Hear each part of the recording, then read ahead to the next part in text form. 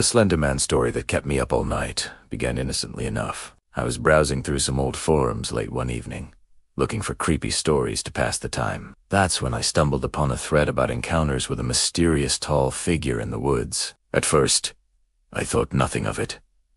Just another campfire tale. But as I read on, a chill began to creep up my spine. The stories all described a similar entity. Unnaturally tall and thin, wearing a black suit, with a pale, featureless face. Some accounts mentioned long, tentacle-like arms. Others claimed it could appear and disappear at will. What struck me most was how consistent the descriptions were across multiple unrelated posts. It was as if they were all seeing the same thing. I told myself it was just an urban legend, a shared delusion. But I couldn't shake the uneasy feeling. As the night wore on, I found myself peering nervously out my window into the darkness. Was that a branch swaying in the wind, or something more sinister?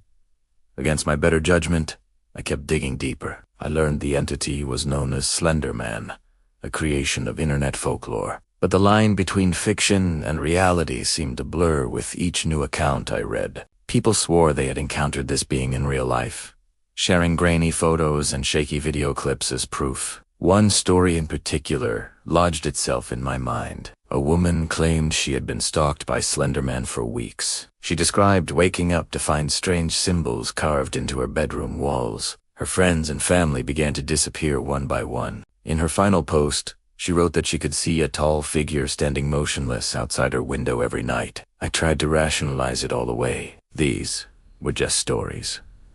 Primera, told myself.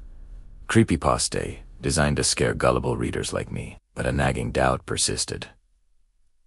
What if there was some truth to it? What if Slender Man was more than just a myth? As the hours ticked by, my paranoia grew. Every shadow seemed to move. Every creak of the house made me jump. I found myself avoiding mirrors and dark corners, half expecting to see that faceless visage staring back at me. I knew I should stop reading, turn off my computer and go to bed, but I couldn't tear myself away. It was like picking at a scab. Painful, but oddly compelling. I needed to know more, to understand what was real and what was fabrication. The deeper I went, the more disturbing the stories became. Children vanishing from playgrounds, entire families going missing without a trace, mysterious fires with no apparent cause, and always, lurking in the background, that tall, slender figure.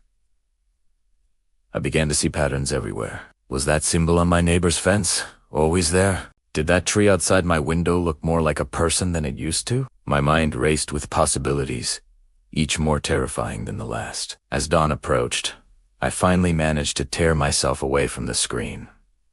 But sleep eluded me. Every time I closed my eyes, I saw that blank face looming over me. I tossed and turned, jumping at every little sound. When morning finally came, I was exhausted and on edge. The bright sunlight helped dispel some of my fears, but I couldn't shake the feeling of being watched. I caught myself constantly looking over my shoulder, scanning crowds for any unusually tall figures. I tried to go about my day normally, but the stories I'd read kept intruding on my thoughts. At work, I found myself doodling the Slender Man symbol without realizing it. In meetings, I'd zone out, imagining tentacle-like arms reaching out from dark corners. My coworkers noticed something was off. They asked if I was feeling all right, commenting on the dark circles under my eyes. I brushed off their concerns, not wanting to admit the ridiculous reason for my distress. How could I explain that I was terrified of a fictional boogeyman? As night fell again, my anxiety ramped up. I dreaded going home to my empty apartment. The thought of being alone with my thoughts was almost unbearable. I lingered at the office as long as I could, finding excuses to stay late. When I finally did make it home, I turned on every light in the place. I couldn't stand the thought of any shadows where something might be lurking. I put on loud music to drown out any strange noises, but still, I couldn't relax. I found myself constantly checking my windows, half expecting to see a tall figure standing in the darkness. Every time headlights swept across my walls, my heart would race. Was it just a passing car, or something more sinister? Sleep was out of the question. I knew if I closed my eyes, the nightmares would come. So primera stayed up, watching mindless TV shows, in an attempt to distract myself. But my mind kept wandering back to those stories, those images. As the night wore on, my exhaustion began to play tricks on me. Out of the corner of my eye, I'd catch glimpses of movement. When I'd turn to look, nothing would be there. Was my mind finally cracking under the strain of sleep deprivation and fear? I began to question my own sanity. Had I somehow manifested this entity through my obsession? Was my fear somehow drawing it to me? The more I tried not to think about Slender Man, the more present he seemed to become in my mind. By the time dawn broke again, I was a wreck. I called in sick to work, unable to face the outside world. I spent the day in a haze, jumping at every little noise. I knew I needed to break this cycle of fear, but I didn't know how. It took several days for me to start feeling normal again. Slowly, with the help of friends and some much-needed sleep, I began to shake off the paranoia. I realized how ridiculous it all was. Letting an internet story get so deep under my skin. Looking back, I can see how I let my imagination run wild. The power of suggestion, combined with sleep deprivation and an overactive mind, created a perfect storm of fear. But in those dark hours of the night, it had all felt so terrifyingly real. I've learned my lesson about diving too deep into creepy stories late at night. While I can appreciate a good scare, I now know my limits.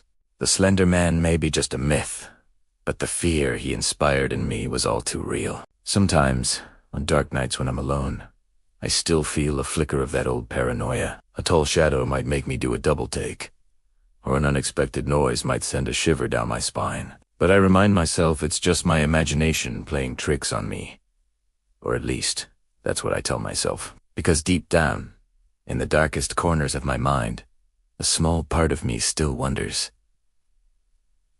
What if it wasn't all just a story? What if, somewhere out there in the shadows, a tall, faceless figure is watching and waiting?